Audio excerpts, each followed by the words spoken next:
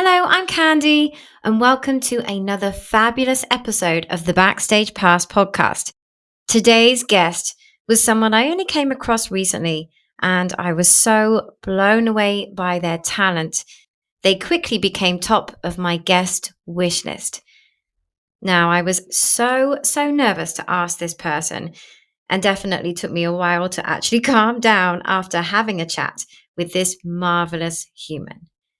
Introducing the dark cabaret darling, musical comedy misfit, and vintage vaudeville, Mr. Joe Black.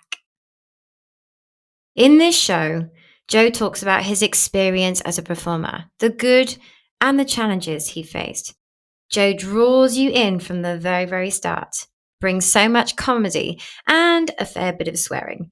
You are going to love this one. Let's go.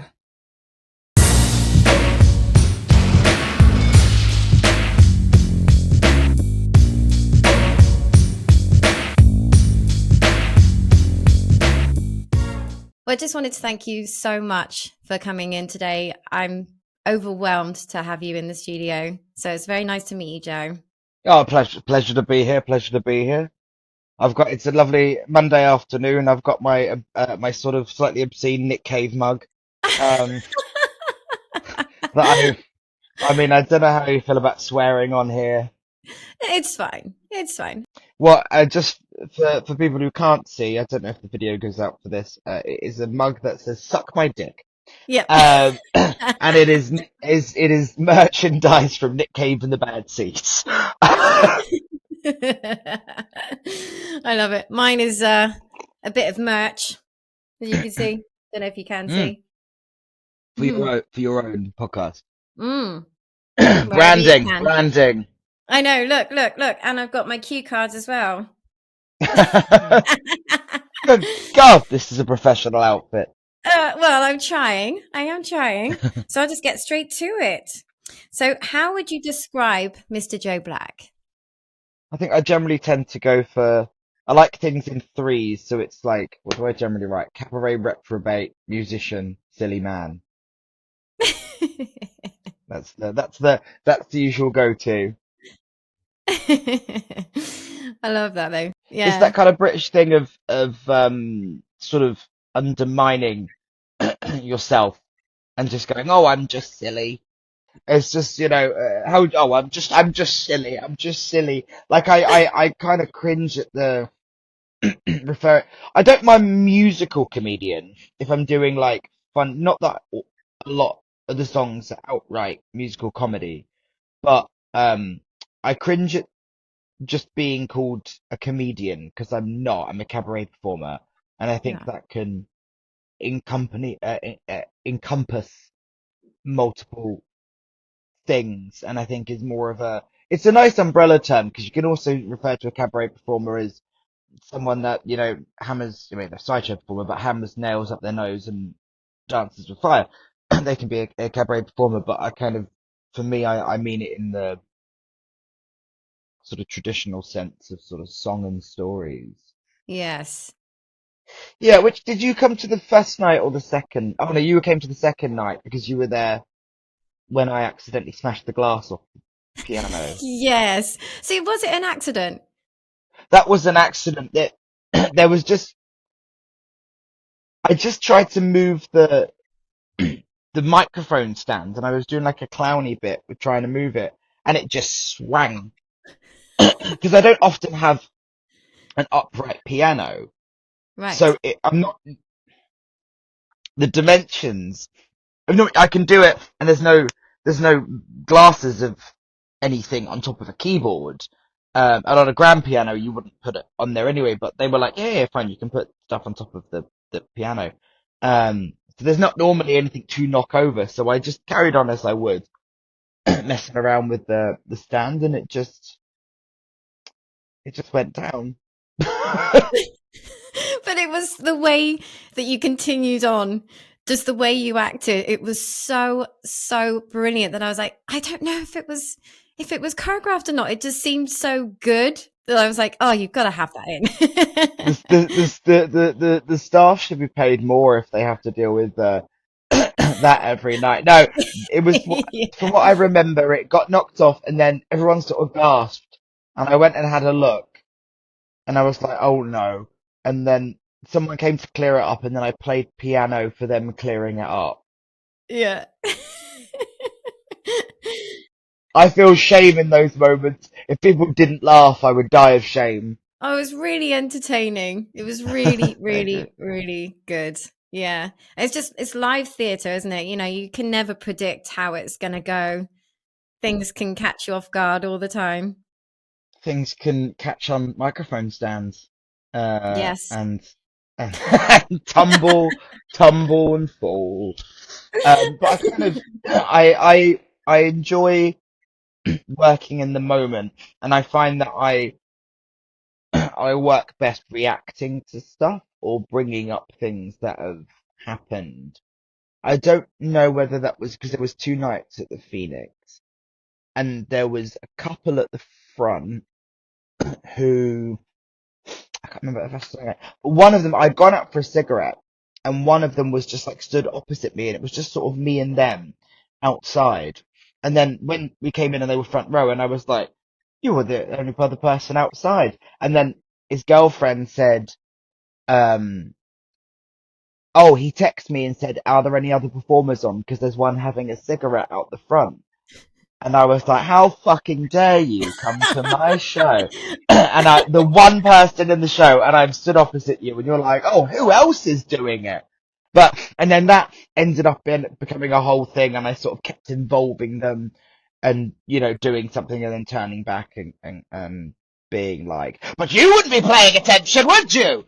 Um, so I like playing with things that crop up. And I guess that glass thing is a kind of a good example that I didn't sort of stop the show. I just sort of went, oh dear, and didn't just carry on and ignore it, but kind of integrated it until it was dealt with.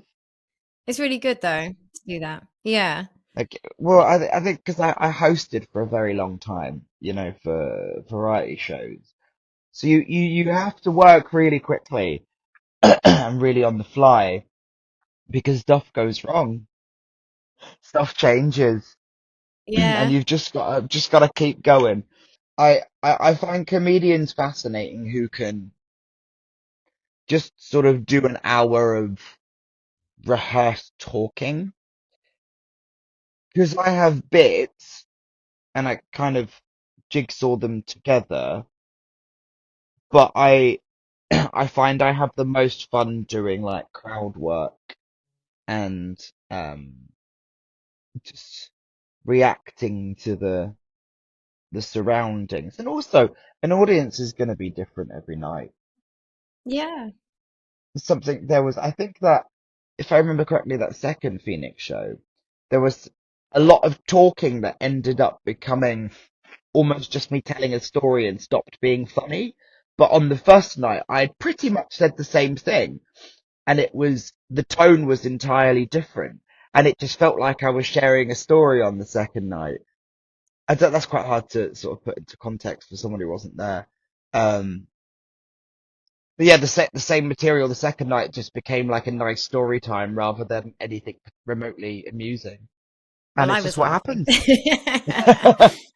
I know I'd never seen you perform before. I'd heard about you from my friend Daniela Deville, and she was like, "You must come and see him." And I was like, "Fantastic!" And so yeah, it was just I think that you're really unique, and I really really loved how you do involve the crowd in such a big way and using them to develop these stories. I think it's really amazing. And don't get me started on your voice and your vocal range. I was just blown away.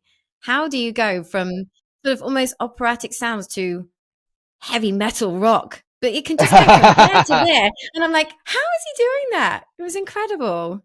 Do you think I was just about to make a joke and say that the range of to uh um I said I'm not I'm a character singer if anything, it's um I don't think like I would, stuff like musical theatre.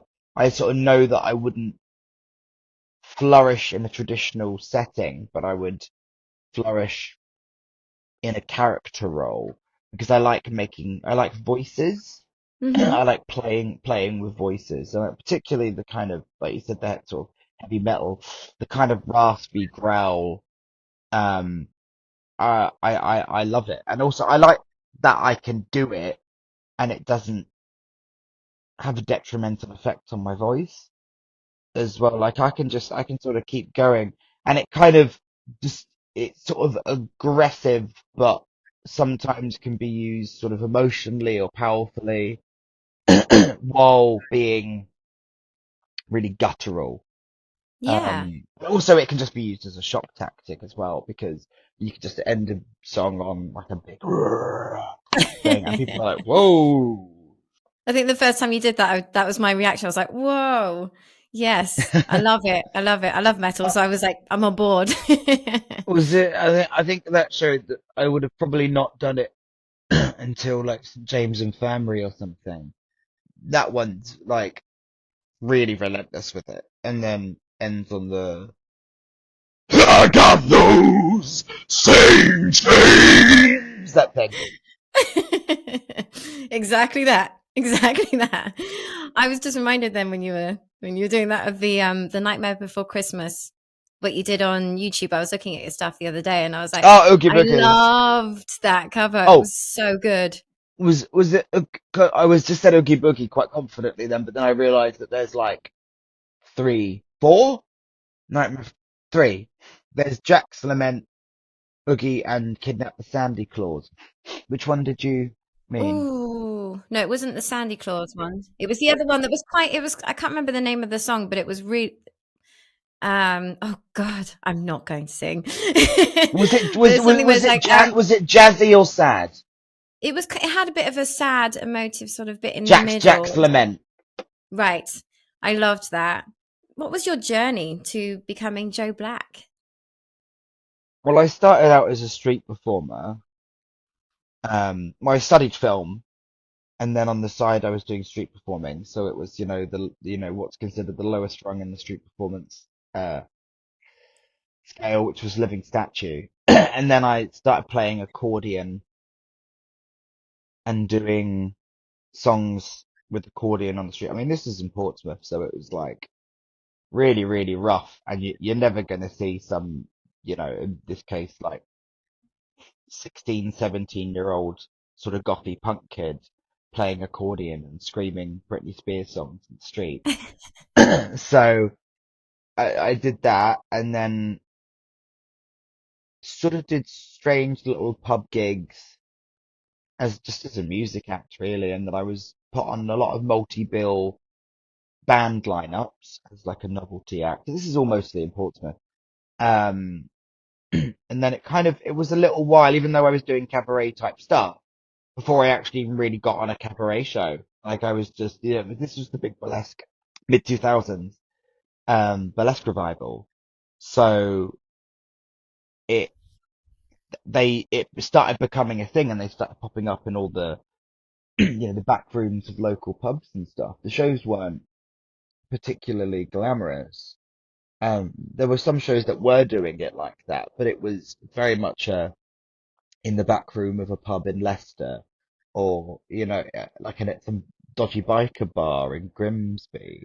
Like that it was really rough and ready, and I just started getting invited to those sort of things, as well as doing like live music stuff. But I often was a support act for people as well. So because what I was doing was sort of quite strange, I ended up with a lot of kind of 80s types. So like Toya Wilcox or Sig Sig Sputnik, or I did a tour with David J from Bauhaus. Those sort of types as a support act. Um, so yeah, so sort of the alternative music scene as well. So it was a nice blend of backroom burlesque shows and alternative music nights. Nice. And then you just carried on developing your character, going host into a bit more cabaret.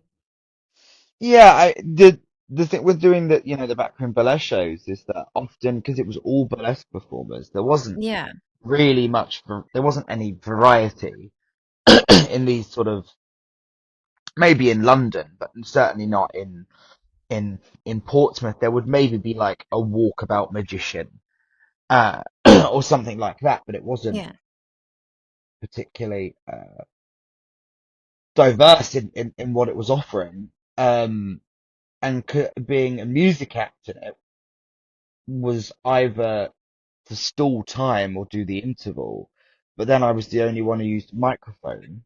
So sometimes it would be like the host dropped out or something. And then because I was the only person that spoke on a microphone that wasn't dancing or needing to get changed, they were just like, come do this.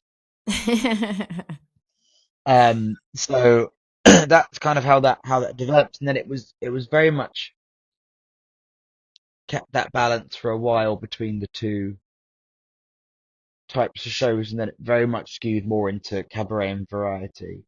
Mm. Um, and just hosting ballet shows up and down the country, and not even specifically cabaret shows, very much burlesque shows, as a kind of just because what I did was kind of fit that the, as a as a queer man in makeup, there's as a archetype or a stereotype works very well as the host. It's very much the MC, Joel Grey cabaret thing.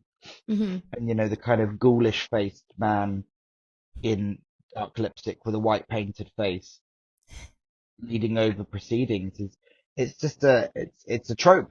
And, that seemed to work really nicely. And that I was kind of doing the finger thing edgy as well, that it was something different. It wasn't just a man in a suit with a bit of eyeshadow. I was sort of aggressive and unpredictable and sort of chaotic. So it kind of lent itself to these strange grassroots sort of spit and sawdust, rough and ready shows. Does that answer the question? I went off on one there. No, absolutely. I was just enjoying it. I was just in awe.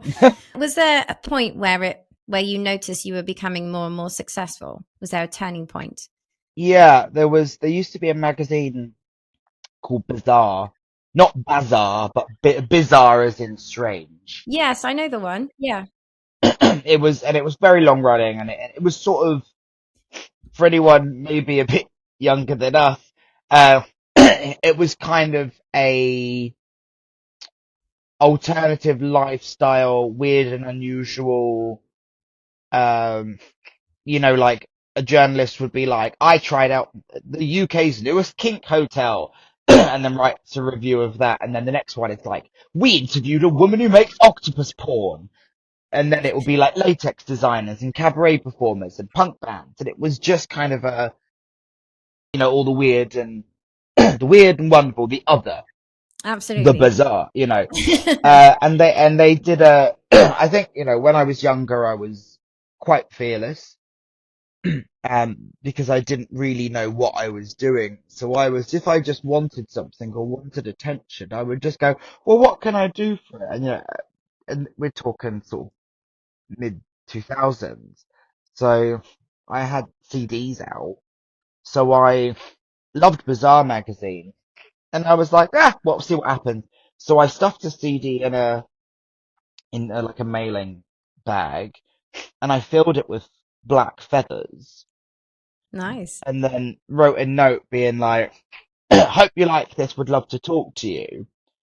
And then they got in contact, and they were like, "Let's do an interview." And then when I spoke, it was a lady called Alex Fox, who now is a sort of sex columnist, and she was one of the advised. I don't know what the term is.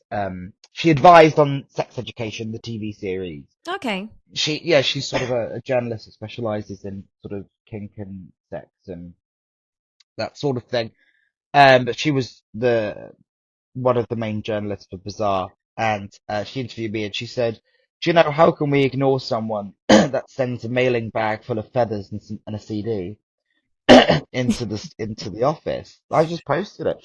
So thankful for Bizarre magazine, because pretty much from that day onwards, everything started, I started getting more opportunities because this is when print media was much more important than it is. If I had Yeah. an article or a spread in the Guardian, not that the Guardian's the same as Bazaar magazine, but just thinking of, something, or Metro or whatever, Yeah. Yeah. that's out and about. The effect of that might be very small. It might promote a particular show or a tour, but because Bazaar magazine was kind of its own, it had a real culture around it and a real dedicated fan base that just, Yeah. it spoke to a whole culture and subcultures of people, that it just really helped snowball me. And from sort of that article onwards, I just I was briefly mentioned in the magazines. I did little guest articles for them, just from not every month, but really often from that day forward until when they closed. They put me for their Bazaar Ball events, which was their big annual thing at the Coronet in London, which I don't think the Coronet even exists Oh, anymore. yeah. I used to go to Torchtown when it was at the Coronet. That was a great place. Yeah. Yeah, massive and gorgeous. Hmm. Um, and yeah, they just threw these huge events, and they had me at them. And so yeah, that's one of the big was one of the big pushes for me. Um, and I kind of sometimes I forget that was a thing, but if I was really honest, that was the sort of catalyst, I guess, for Yeah. where my career ended up going. And then now, sadly, the magazine is no more. But just that particular shout out to Alex Fox for the interview, and I think David Hodges was his name. No, not David. I think it was definitely David was the editor, and he was lovely. And there was Kate Hodges was one of the staff people there, and Eleanor now who works at. I think she's the editor of Metal Hammer now. Wow. But yeah, just really, really wonderful people. It's really nice when you get somebody or, a team of people who support you and believe in you. It really, really does help you believe in yourself to carry on with your career, doesn't it? And this, I always try to, if I see someone doing something that I like, I'll try to offer them gigs and try to like spread the word. And I'll get really obsessed with sort of certain types of performer and not want to, not saying like coddle them, but just sort of be like, let's do something with you, let me try and get you some opportunities, like with photographers as well. I have Mm. a really long standing relationship with a guy called Scott Chalmers, who I worked with for on and off for a very, very long time.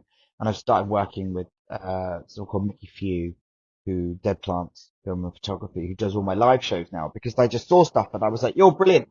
And now they're shooting all the shows. Do you know what I mean? Like every time someone says, I need a photographer, I go, here's Mickey. They can shoot she can shoot your live show.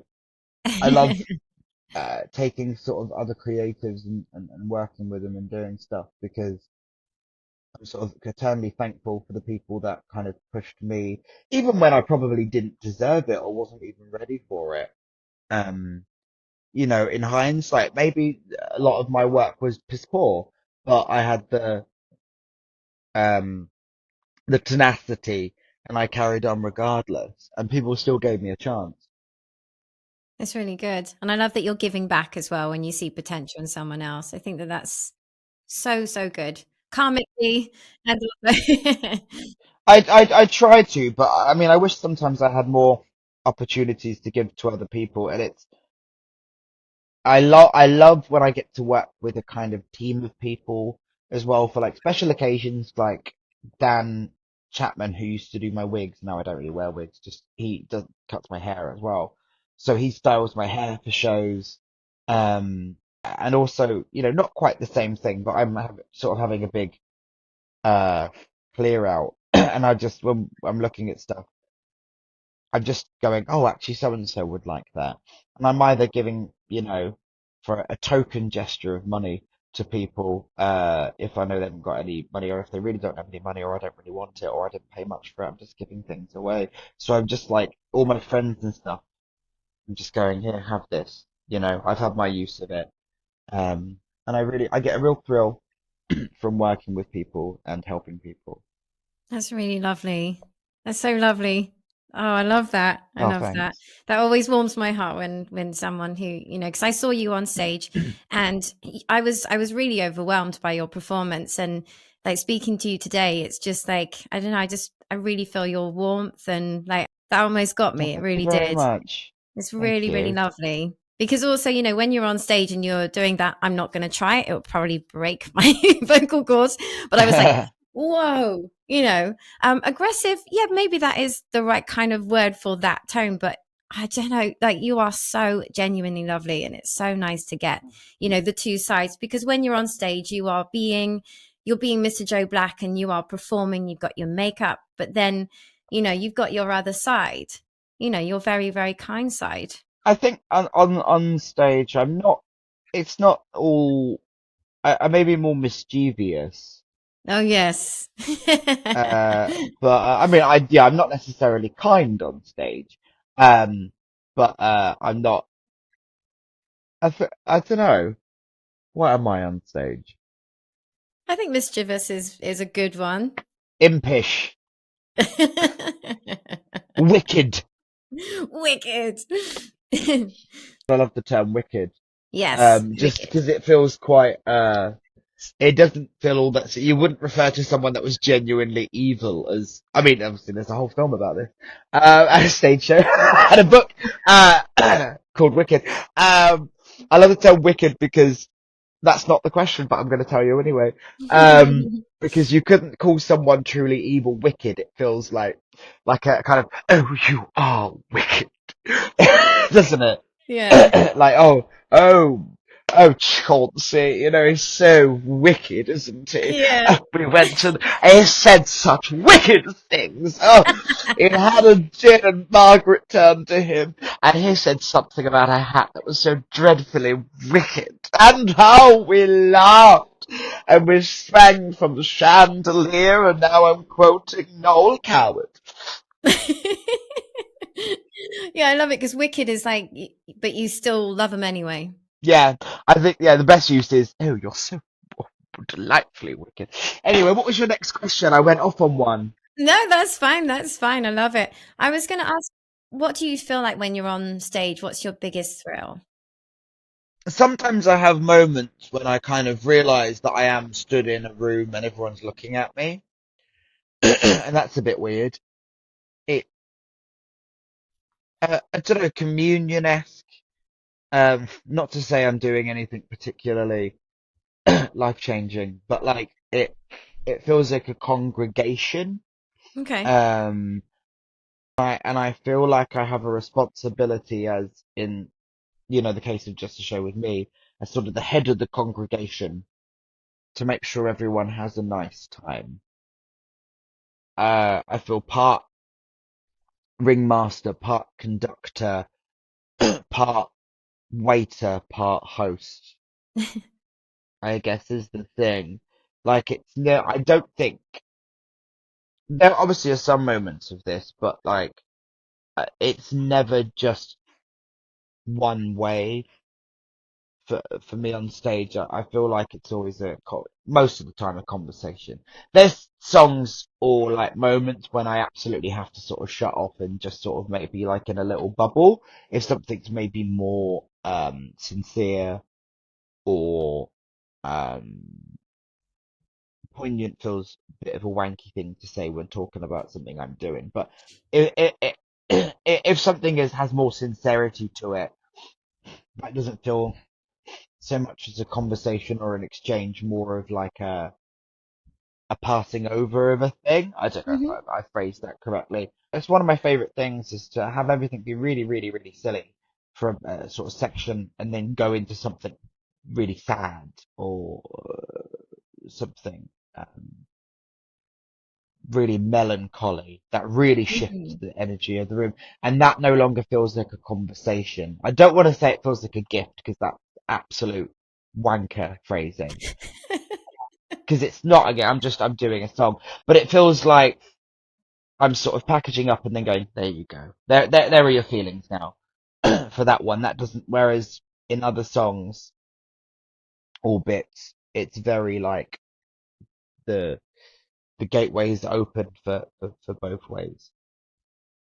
I totally know what you mean. I was taken back to the performance, and there were moments where I felt quite moved. And when you were singing particular songs, I was sort of, I guess I was in my own thoughts, listening and being taken on a journey. And then you're sort of brought back when you're, I guess, opening the gates, but then when you are doing your songs, and especially when you were playing on the piano, there were moments where I was just completely just being taken on the journey. And it just felt like that silence and that divide between you and the audience was needed for sort of everybody to Mm. have this feeling. It really was magical. I won't say gifted because you don't like the word, but there was something magical happening in the room.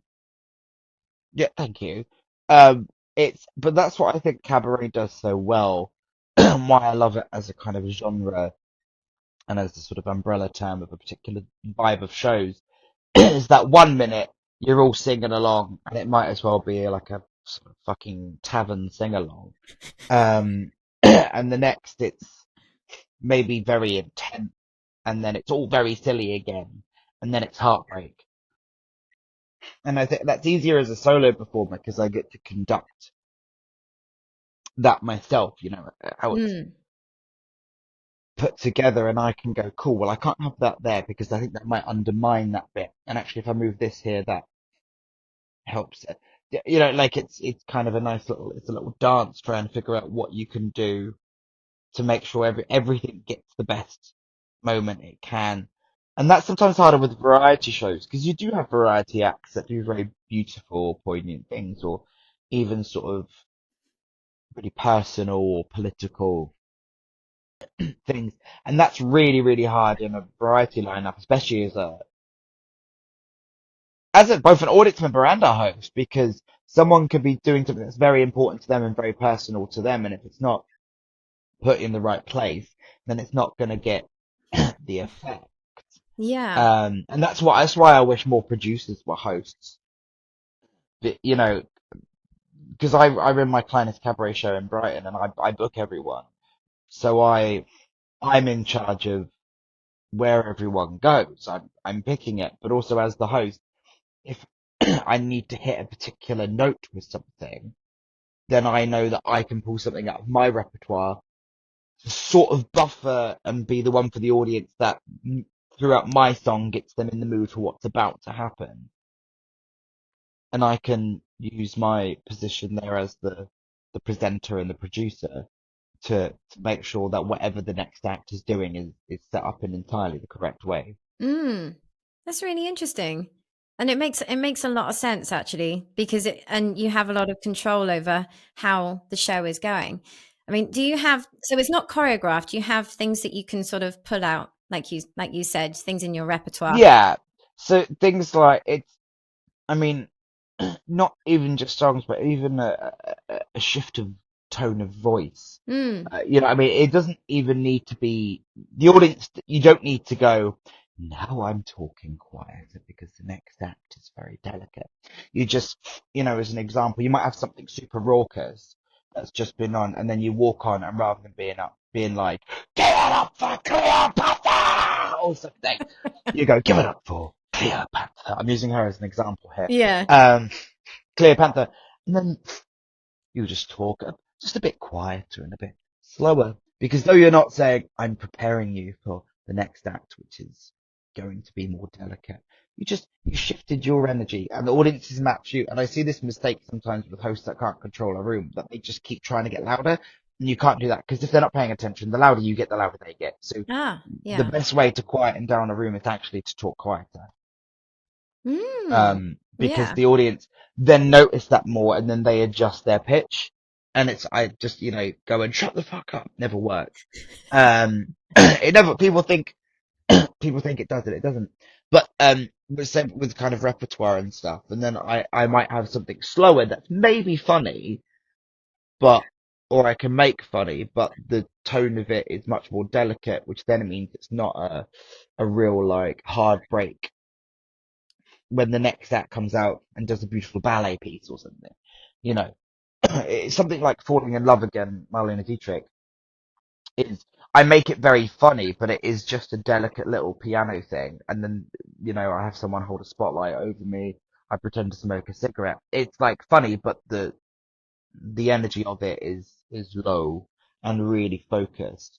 And then the audience have got into that moment, and then you just keep that nice and balanced as you then lead into the next act. I was just thinking then of you at the piano, and then that memory just came in when you sort of changed into Spice Girls, People of the World, and we all went Spice Up Your Life, and it was really Oh, and it was flat. all really, but that's what I mean about getting people involved.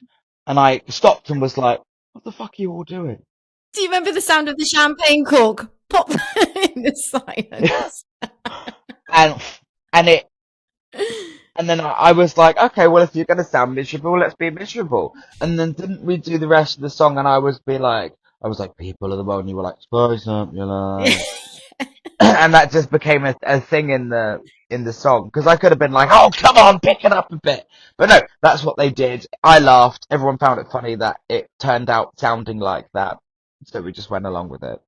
It was really funny. But I love that you do covers of things like the Spice Girls because it's just everybody knows the Spice Girls songs. Even if you don't want to, you love them anyway. It's really, really great song choices. It's that sort of thing. Not to kind of undermine it, but they're really easy to put into shows because again, people know it. So it's because I I often am at risk of being a very difficult.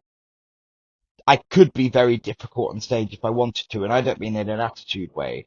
I mean that I would quite happily go out and be like, "Hello, everyone. This song is from 1932, and this is about a woman who imagines herself as a pirate queen," and it be like deadly serious, really intensely referential to very old specific things.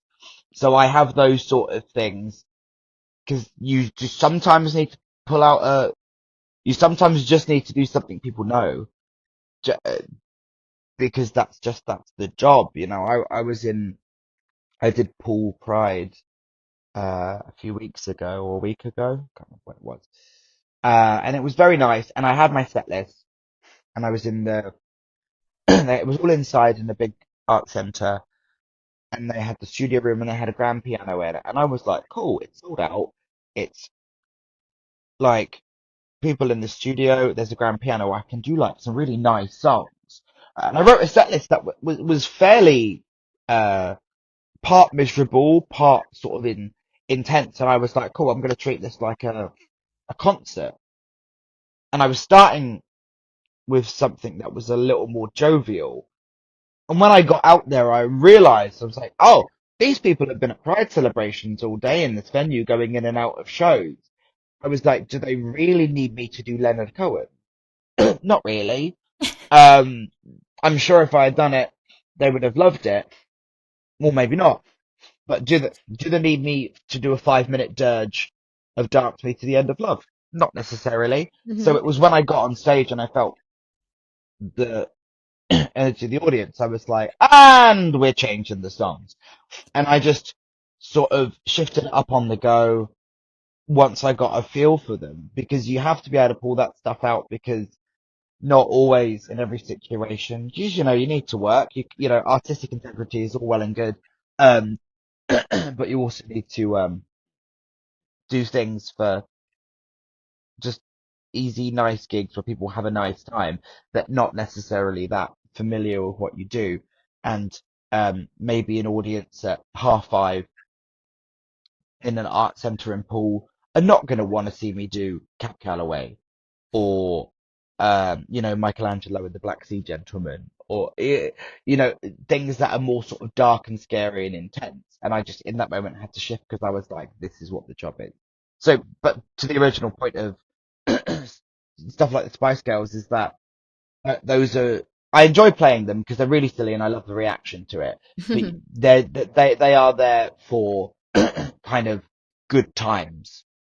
It is the thing, and it's an easy good time. But then stuff like Padam Oh, yes. That one is me. That one can. I think it's really silly, but need to be. You kind of need to know the Kylie one, or you need to at least be aware of the Edith Piaf one to really get what I'm getting at here. Yeah. But on face value, you could just be like, he's doing a Kylie Minogue song in a waltz. Like, but it's supposed to be like taking the music of Edith Piaf to the Kylie Minogue. So that one doesn't feel that's not as like cut and dry as cool. Let's just knock out a banger and just make sure everyone has a nice time. But it does tend to work like that and gets like a funny reaction. It's interesting what you said about how you have to fill the room of the audience and then sometimes make a complete change of the songs you're bringing out. That would make me feel quite anxious. You get a real, I mean, you get a sixth sense for it, I think, is that you can kind of, I've done it before, even in a solo show, when I'm about, or something's coming up and I'm thinking, no, that's a terrible idea. I need to cut it just because the vibe is not correct.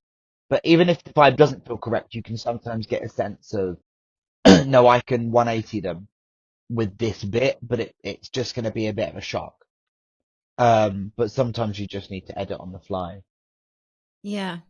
Yeah. And I guess you've got, you're in control of the show, so you've got that time. And I guess the pause, the suspense while you're thinking about your next move is keeping that energy in a really good place.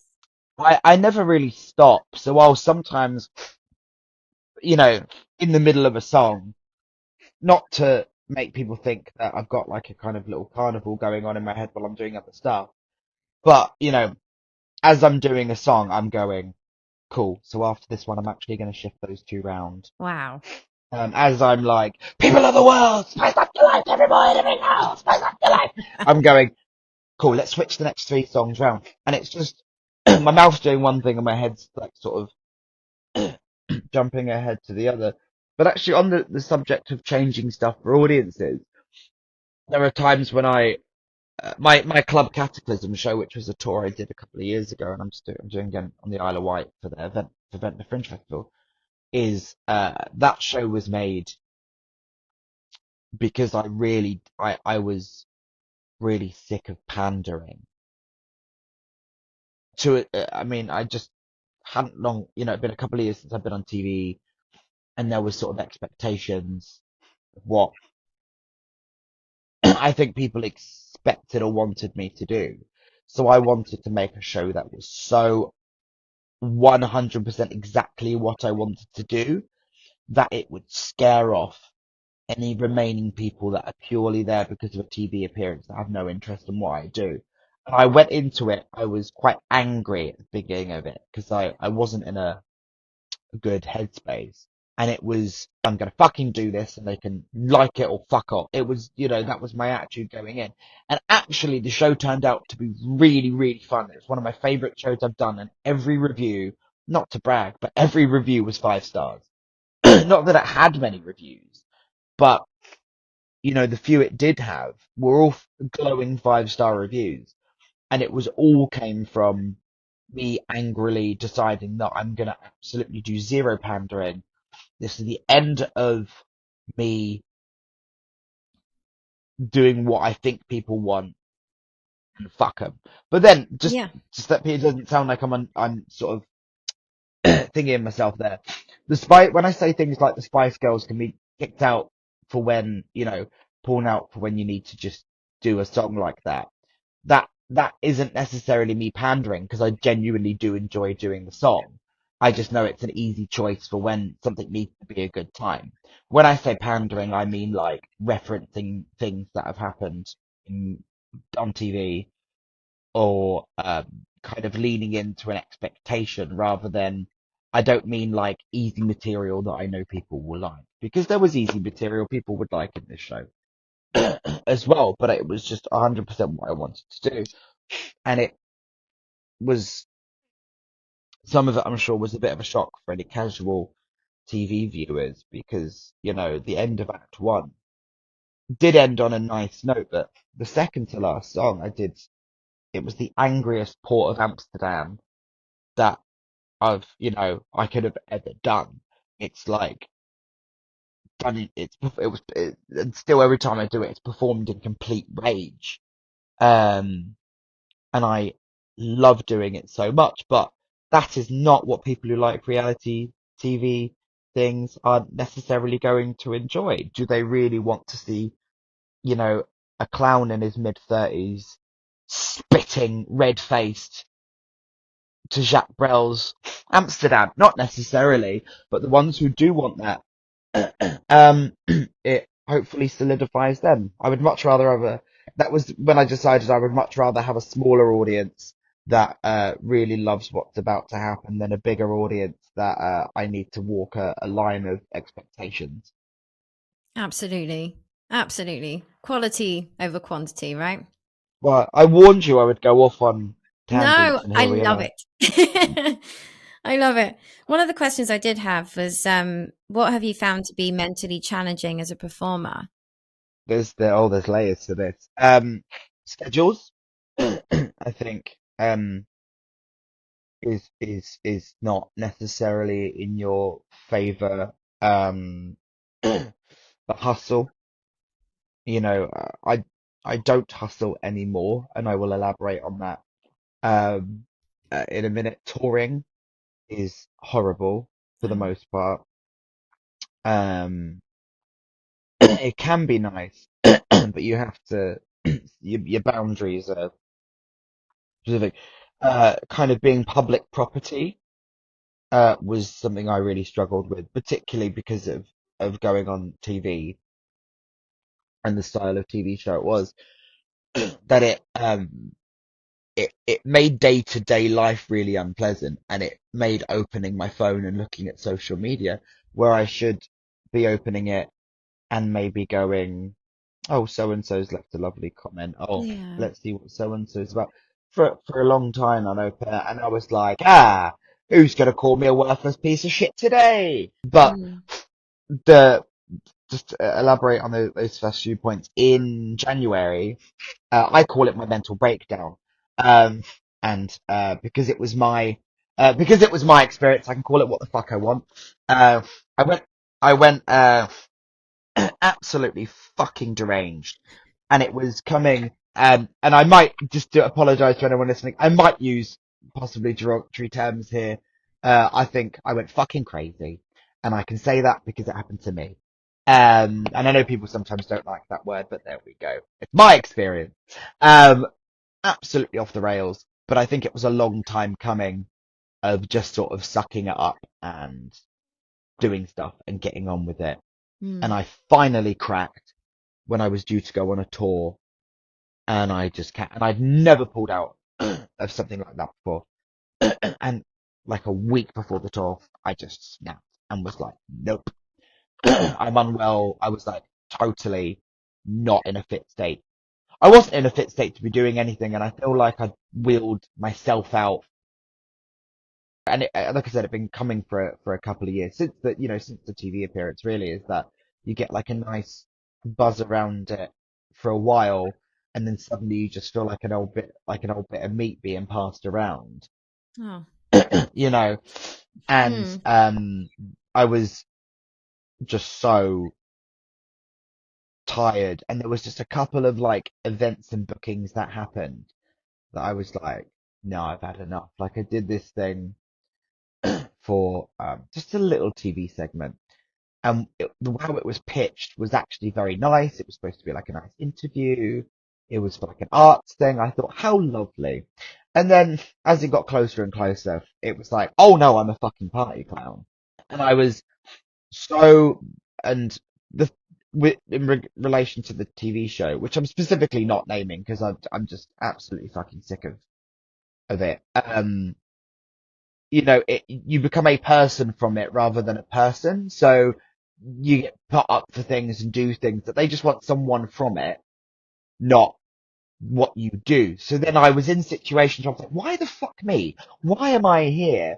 You're just like, which dancing clown can we get? And it was just lots of things like that where you are just that one, Mm. and some, you do things and people can't even remember your fucking name. You know, it I was like, this isn't why I got into this. I no longer feel like an artist. I feel like a little doll that was being built and someone was pulling a little string. Yeah. And I'd go, here's a reference you like. Now I will sing my songs. And it just, I think it built up and built up and built up. And I was, it doesn't happen so much anymore, but like I couldn't go for a while. I couldn't go anywhere without being like harassed. And I don't think people are meant to, people aren't built to deal with that kind of thing. No. Um, and I think it's very hard to make it more sort of general to performers. I think it's quite hard for performers to set their boundaries because if they do set their boundaries, then they can get known as a diva or being difficult, or if someone goes, nah, I'm not doing that, Yeah. they become the difficult one to work with. And to stop myself becoming difficult to work with is when I suddenly snapped and I was like, I'm only going to do what I want to do.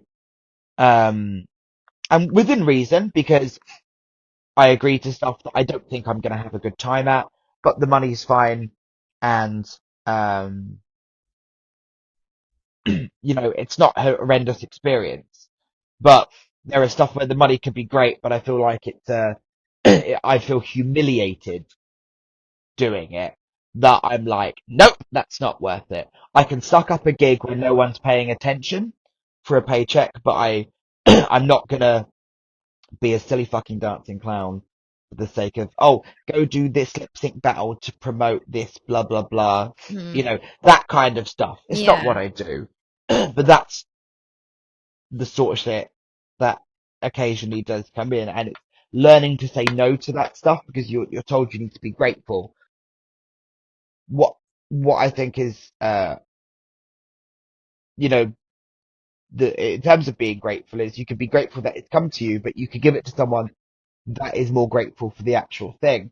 And actually, there's a nice power in saying absolutely what is not for you, because then there is someone that maybe really needs that gig that isn't bothered by it, that could do with the money that you just, you know, Yeah. then they can have that opportunity and they get that money and that paycheck and that exposure in that way that isn't right for you. But learning what does and doesn't work for you, I think is really important. And I think I'm nice to work with in that I do get on with my job, but I think if I had continued doing that, I would have become a fucking nightmare. I can see now why, much bigger artists have these insane fucking riders and conditions and stuff because they're put through the miller and the schedule never stops. And mine is nothing compared to those. And maybe by being a fucking lunatic, that's how they cope with what they're doing. Yeah, I mean, it's hard being a performer. I mean, I was a ballerina, and it's really hard to have the boundaries on yourself, and it's the fear of, well, if I turn this down, how is it going to make me look? And it's always, you break so many boundaries, but those boundaries you have to hold them, and you just like, I'm worth more than this. My health is more important. And, how you're promoted, it is really important. But for the most part, we learn on the job, don't we? And we go, well, that didn't work. So But also, like, um, so with those boundaries, eventually you will just start doing a shit job yeah. if you if you say yes to everything Mm, and do everything. You know, it was not naming anyone specific, but you see these people that just keep getting wheeled out and they're doing the same thing. I'm not talking like one hit kind of wonders of music necessarily, but like variety performers or people from reality shows, on this much smaller scale, eventually they become dead-eyed and it's not, um, the spark is gone and why because everyone's got a reason why they got into it, yeah.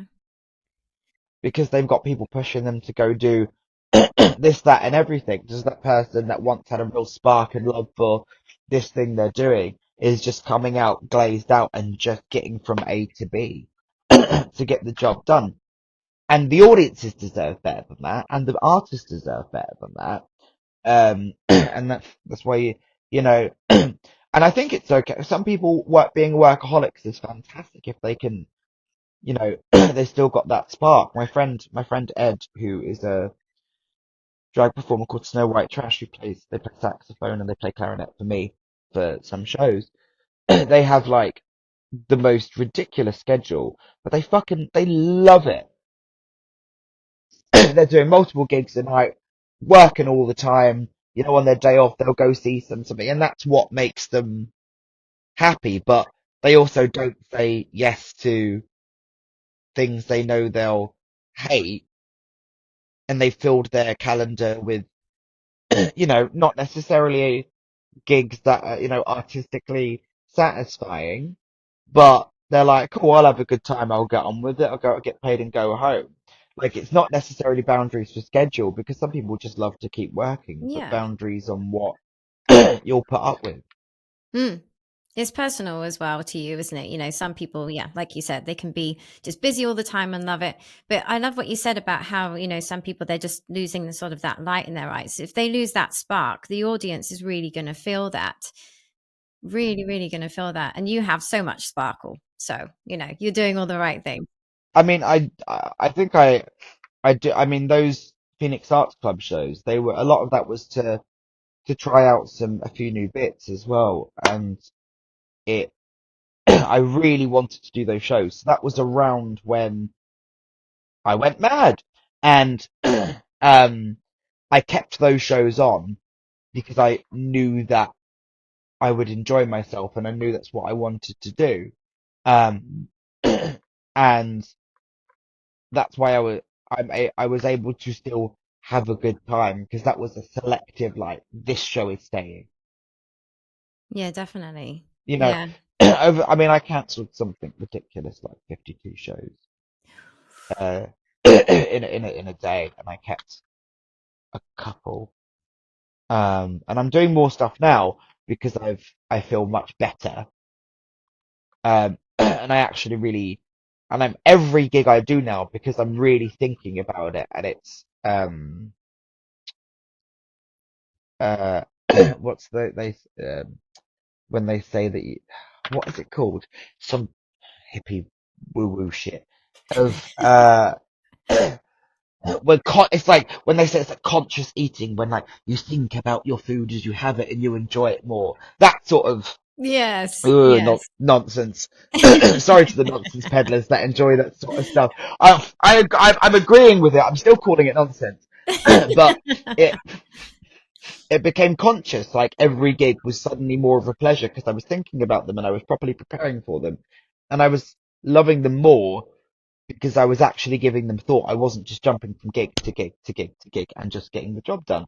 And of course, there'll still be some, there are corporate parties and stuff that come up that, do I really want to perform for drunken people at 10 o'clock at a hotel opening? Not really. Um, because they're not going to give a shit. But you can go, cool, that's what it is. Yeah. you know, for Mm. those sort of things. Because you've got to be realistic as well. I'm not saying like, actually I'm an artist and I will only do exactly what I want. This is a private party. No one else is going to it. It doesn't matter. What would matter is if my solo show, I was glazed over just getting from A to B, because that disrespects people that have made the effort to come out and see me. Mm. Yeah. I think for the last couple of years in the ballet company, I always describe it as like frosted glass. We are not really present is somewhere else. And it's quite frightening as well because you're doing something almost on autopilot. And it's Yeah. that you need to just be so on the ball, especially for you. I mean, I could never do what you do. I mean, yes, podcast, bit different, but being on stage, speaking in front of loads of people and having to think on the spot, think ahead. Well, I absolutely couldn't do ballet, so uh, it works both ways. Yeah, okay, okay. We'll do a swap for an evening. No, we're not. Dancing is not my choreography is not my any movement generally is not my strong suit. Oh, and I couldn't sing. Tell me about your podcast. I have been listening to them for the last couple of weeks and I absolutely love them. Thank you. Because I do everything myself. I wish I could do them more, but it's a lot of work. I kind of, I got some amazing guests, but I kind of backed myself into a corner in that it's only really celebrity guests. Um, and there's only so many favors or opportunities I can do to get a real, and I have to, my deal myself was, I have to be a fan of them, and that there needs to be sort of a, because I'm a fan of people performing locally or just sort of nationally, Yeah. but it didn't, the kind of criteria, it was celebrity interviews, essentially, even if it was sort of internet celebrity. Um, so I wish I could do them more, but yeah, there's only so many strings I can pull to try and make those work. Because getting someone like a Dawn French or a Lemony Snicket um, takes the stars are aligned in some way. I mean, Dawn was a pleasure, and she agreed to it straight away. She was one of the Oh, first guests I booked. wow. I decided to start it, and I just sent her a message and was like, "Hey, bit of a long shot. Would you?" She was like, "For you," she said, "I'm sick of doing interviews, but for you, why not?" Oh, Um, and that's then so that made me feel a beautiful. bit power mad. And then that's when I booked Lemony Snicket, well, Daniel Handler, because I thought, well, if I've got Dawn French, I can have anyone.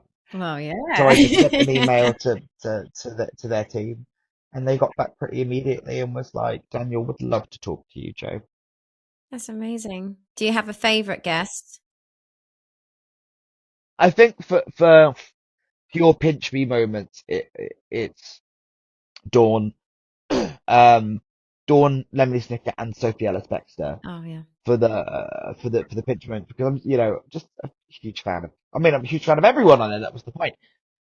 But in terms of actual interviews, and I also my favorite was Susie Ruffle, because I think it was just such a lovely, just such a wonderful conversation, Hmm. and the Kate Lister as well from Hawes of Yore, who's now sort of full-time history presenting, from the Twixt Sheets podcast.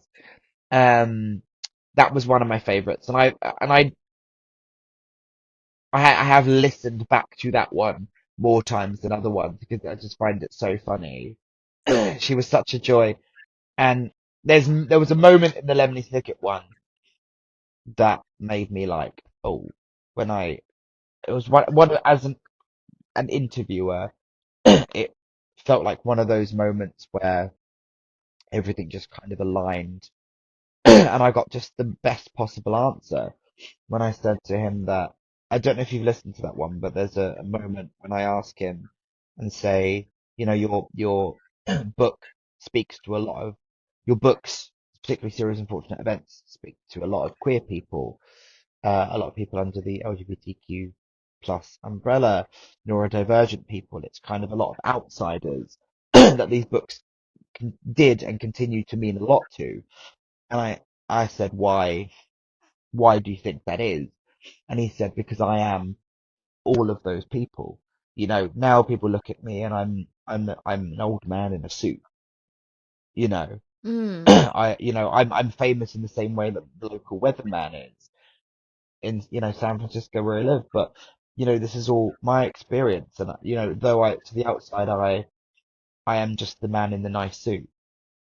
It, I have had those experiences, and that is a part of me as well. And I just remember getting really, I think I just sort of go, "Oh, that's so like in the Yeah. moment." But that was a really proud moment as an interviewer and as a presenter. And Susie Ruffle talking about how she never thought that she would have success because she was a lesbian woman, how she never thought she'd be a mother, how she never thought she'd have happiness. And being able to talk to her as a very successful, adult lesbian woman, Hmm. um, that does have a daughter and does have a marriage and a good career and a happy life. And sort of, because we have very similar backgrounds, me and Susie. So that what, we're both from the same place. We both grew up in sort of, working class families. Hmm. I don't know if Susie grew up in a council estate like me, but, you know, just here, thought that was a really, really beautiful moment. And then, people need to hear that. you know, there'll Yes. be an aspiring lesbian comic hopefully listening to that, and maybe they have the same feelings and they're hearing this, this woman that is like them, that has made it and has got a happy, and that's one of the pleasures of interviewing people, is that you get to share those moments with the listener. Absolutely. I mean, that's probably one of my biggest drives is that, there's going to be someone out there listening who goes, I can relate to this. I'm truly inspired. I feel like I've got the courage to take that step. It's really powerful. It really, really Yeah, is. and it's and such a pleasure to platform that and those words from your guests, because it's not, you know, though obviously I'm the one interviewing them, that, any insightful stuff comes from the guests. It's just, I'm merely there trying to funnel it out and and sort of lift that point up, but the stage is theirs. Um, I'll interject with anecdotes or related things from me, or where I'd had a similar situation, but I always try to make it very much about the guests, because I cannot stand it listening, especially with sort of more comedy led podcasts, is that people are so desperate to crack a joke that they'll talk over their guests Oh no. and Yeah. try to be like, ah, ah, ah, ah, ah. And I really wanted to make sure the guests had the room, and that I allowed all that space for them, and I was there just to host. Yeah. I love that though. Yeah, that's exactly it. It's, like today it's your stage. It's not my stage. I may contribute to the conversation, but it's very much yours. And it's the same for every guest. I think that's really important to sit back and go, off you go. Yeah, but also there's the balance of how it's knowing how far to push it as Mm, well, because sometimes I'll know people, like I've known Susie Ruffle for a few years, so we had more of a rapport. But then interviewing Benji from Skindred, I do not know the man. You know what I mean? I know his yeah. work, Mm-hmm. but he was this rock star that my friend Zan was able to make the connection there. And there was moments where it got quite personal, and I said like, "Oh, should we? I can. Let's not try and he went, "No, fuck it, do it." He went, "Fucking ask it." He like was goading me, and it was about the death of his parents and stuff, and I couldn't in that moment work out whether it was an appropriate ask, but when I hesitated and said, "Oh, let's not," don't want to take the conversation too much of a personal place. And he went, no, fucking do it. But that was his choice to do that. Exactly. Yeah. Sort of guest led. If they want to go that far, yeah, then it's good. Yeah. Yeah. It's not me going, hello, tell me about your traumatic childhood. No. I have a couple of questions. I'm very aware of the time. Can you tell me something about you that many would be surprised to know? uh, I'm allergic to wheat and dairy. I don't know. Is that surprising? Is it surprising? I didn't know that, but yeah.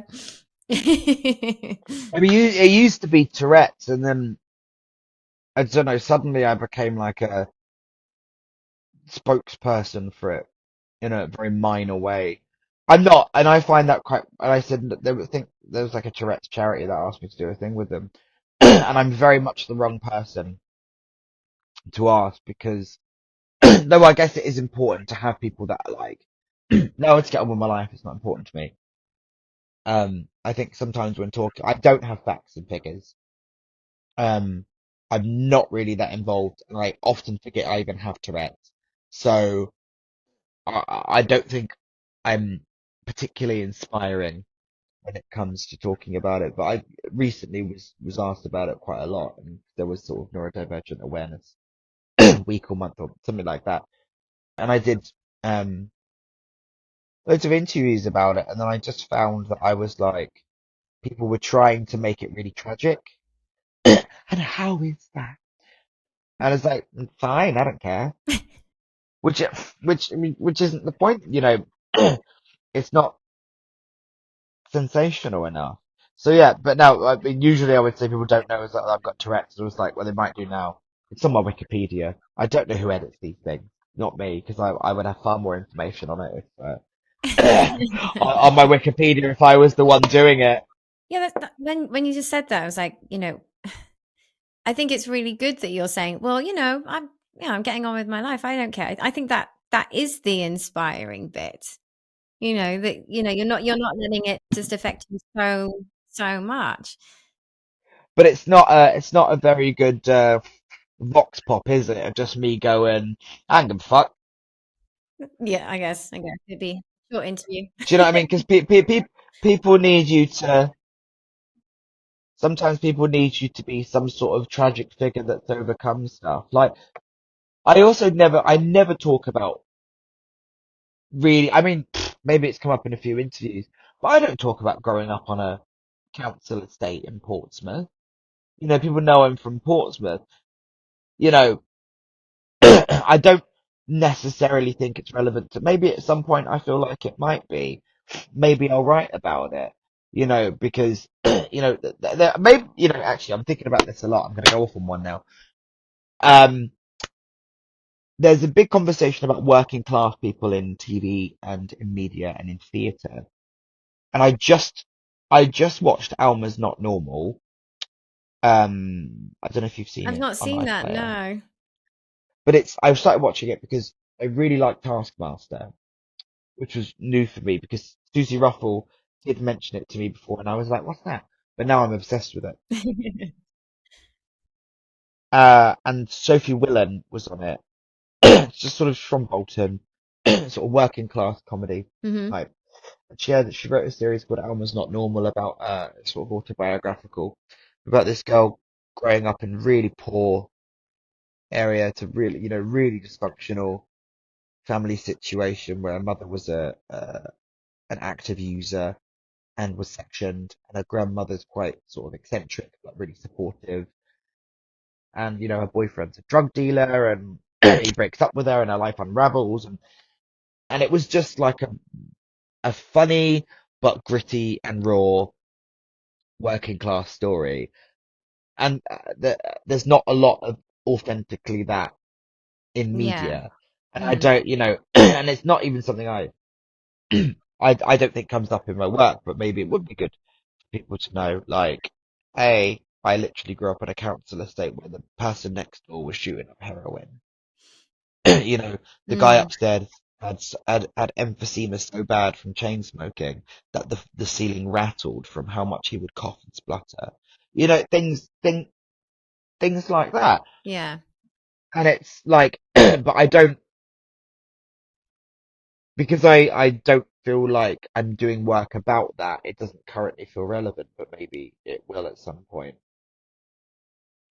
But sorry, it is related to the, well, I don't give a fuck about the Tourette, is that it's just a fact of what my life was. I don't need you people to know that because it was still a very pleasant childhood. My mum was great, my nan was great, my dad didn't live with us, but he's a supportive man. Um, it wasn't tragedy, but it wasn't particularly normal, or was normal for me, but it wasn't like an idyllic middle class upbringing. It was rough, but we made do and we were happy. Um, but it's not relevant to what I do, and I don't think that should be why I inspire people. Same as the Tourette's, because I'm sort of jumbling my points here. I'm rambling. I love it. Yeah, but I don't give a. I think it's this. Sorry, this train of thoughts come from you saying, "But isn't that inspiring?" That you're like, I don't give a fuck. But that doesn't work for media. I think, it's Yeah. not exploitative enough. I haven't overcome the obstacles enough. I mean, or like Yeah. visibly so. And I think that's why I brought up the working class thing. Is that I've done pretty well for someone with no formal training that studied like film in college and dropped out before it finished. but I've made a career in the arts without having any formal training or be given any up or opportunities from other things. I was just a scrappy person from a council estate that did it. But that's not necessarily important to my work because I'm just doing it. And maybe that is inspiring in its own way that I didn't need to exploit any trauma to do it. Yeah. Yeah. Absolutely. So I went off on one there. No, I love it. I love it. And we can end it there because you've been phenomenal. I've loved every single second of it. You really, really are tremendous and wicked and all of these things. It's been an absolute Delightfully pleasure. wicked. Thank you very much for having me. Oh, you're very, very welcome. Thank you. Isn't Joe absolutely sensational? It was such a pleasure to chat with Joe, and I'm sure you were absolutely captivated throughout. I personally absolutely loved when he was saying, "Oh, you are wicked." That I still think about today. And a special, special thank you to Joe for being so amazing, such an incredible guest, and it will stay with me for the rest of my days. All details for this show are in the show notes. And please subscribe, give a rating, comment, share, and all the things that gains even more interest to this show. Keep tuning in, and bye for now.